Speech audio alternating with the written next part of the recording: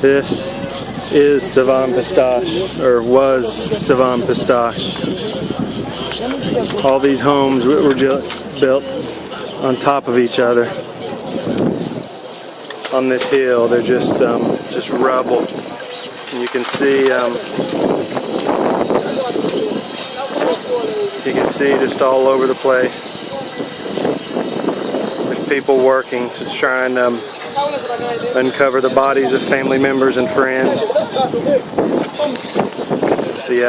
The smell in this area as we drive through, you can hardly stand it. Most people have bandanas over their noses, or or some sort of eucalyptus rub that they're putting under their noses because the stench. Now that it's been 3 days after the quake, the stench and the flies are unbearable. One guy told me that's how they knew where to look for the bodies, as they were following the flies.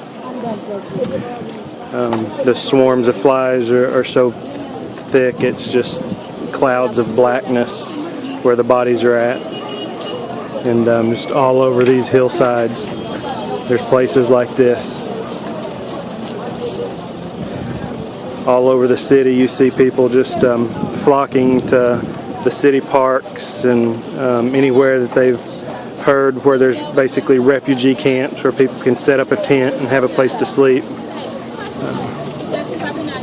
while others still try and stay and look for their family and friends.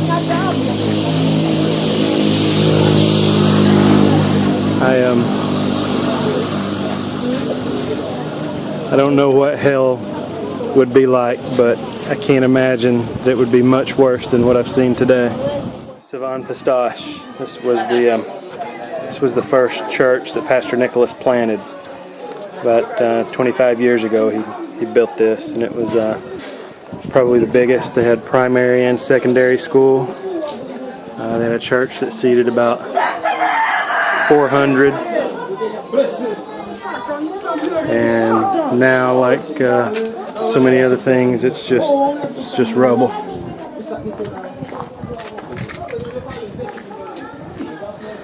They're still trying to go through and salvage what little bit they can.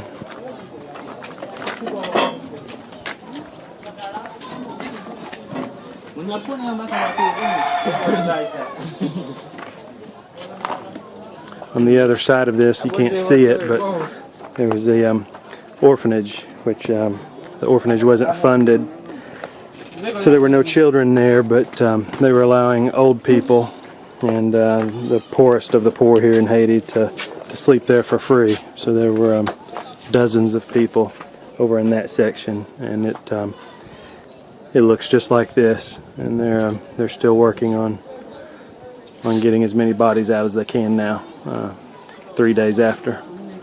That's the entrance to the school. You can still see a portion of the school building standing, but the church building itself, which also housed part of the school, is just completely demolished.